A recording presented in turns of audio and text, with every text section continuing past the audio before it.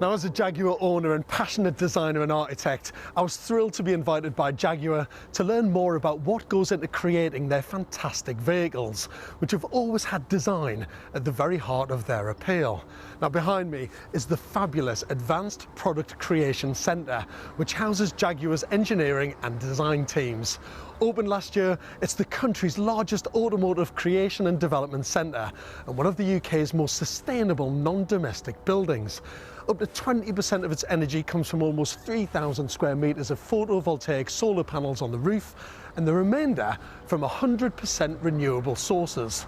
The same glazing technology as the Eden project has been used to bring natural light into the building wherever possible and make it more energy efficient. So actually an incredible piece of engineering and architecture in itself. And I'm told the design studio inside is one of the most technologically advanced in the world. So let's go and take a look. So Adam, thanks for having me today. I feel honoured, actually. I've wanted to see this building in all of its glory. It's all very new still, isn't it? What's it like to work in? It's fantastic to work here, George. It's a brand new state-of-the-art studio. We think it's one of the best in the world. So we've got 30 of these clay modelling robots that mill clay models like this. What we do, George, is we go from the first sketches, okay, then we go into digital software and create a three-dimensional form. Then we want to quickly evaluate that on a model. And it could be on a scale model or a full-size model. And we mill that out quite quickly to get the volume and proportions, as we call it.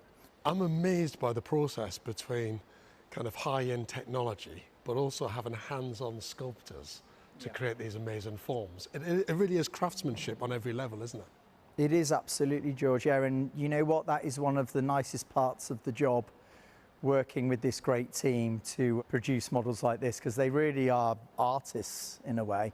The other thing we've got to mention is the combination of aesthetics with engineering. I mean, under this, there's going to be an amazing battery, amazing performance, comfort, luxury, the lot, hasn't it? Yeah, I mean, you're totally right, George. That is the really difficult part of the job. It's getting that first sketch to a car out on the road, fully engineered and performing brilliantly like any Jaguar should, trying to make it still look like that first sketch that you did. Well, I've had my I-Pace for nearly 2 years and I love it. I absolutely love it. It's a joy to drive and a fantastic bit of engineering. But let's jump on the next stage. Okay. So over here, you've got yourself a little mini, tiny model of an I-Pace. Does that come after this stage or before the one-to-one clay? Is this just a bit of fun?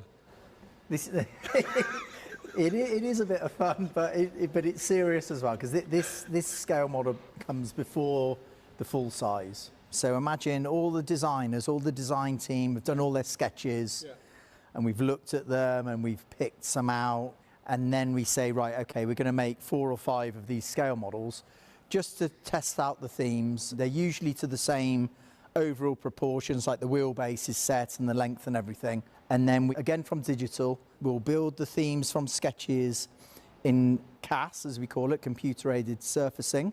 And then we can mill these models with these massive robots. You've got some black tape in your hand. Yeah, so what we'll do, so this is like sort of black masking tape. As a designer, you can play around with the lines and you can change things and you can work on your theme. So then we'll be working on this for sort of probably about a month. So you could play around with a different theme where you had one line just going through.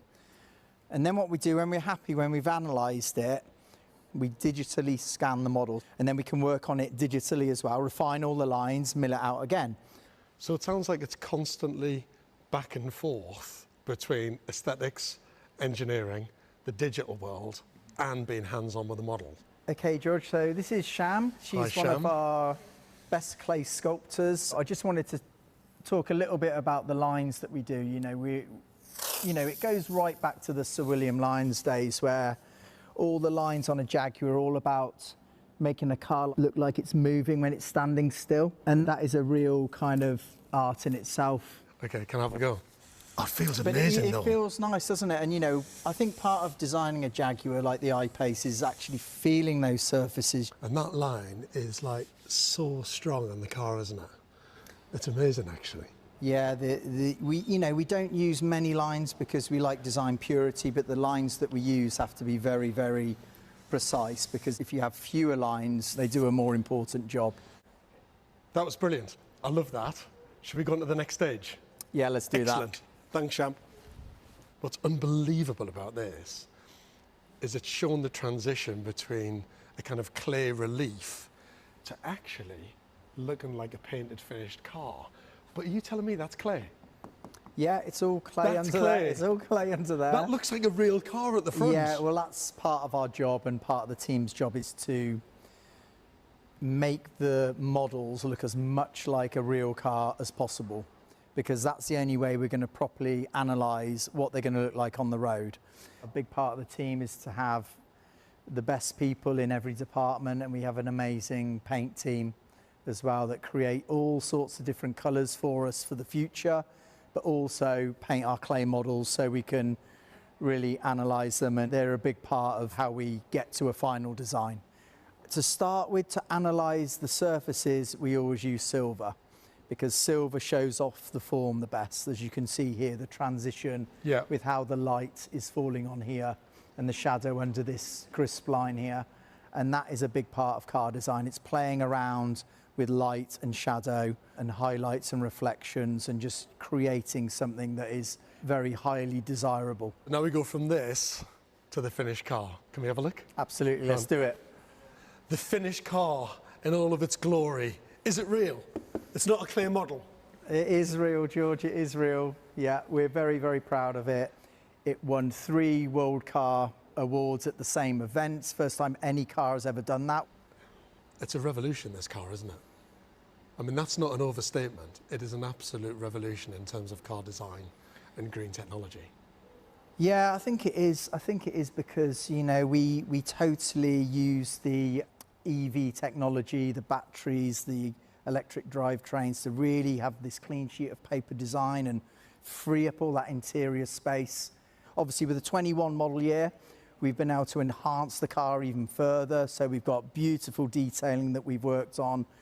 And I'm assuming just the kind of feeling of being in the car is something really important to you as a designer. It's all about, you will definitely feel better when you've had a journey in the Jaguar, because it is just such a fantastic place to be. It gives a real feel-good factor. It's a real sense of well-being. You're surrounded by beautiful, luxurious materials and high-end design and technology. It's a combination of a dramatic exterior that creates that desire, and then that just lovely, tranquil feeling when you're in a car like the I-Pace. So you realise that you're driving a fantastic piece of green technology, aren't you? Exactly, you know, it is really guilt-free sporting luxury because, you know, 0 emissions. Well, congratulations, not just on a stunning car, which I love, I adore this car, but on a fantastic building as well.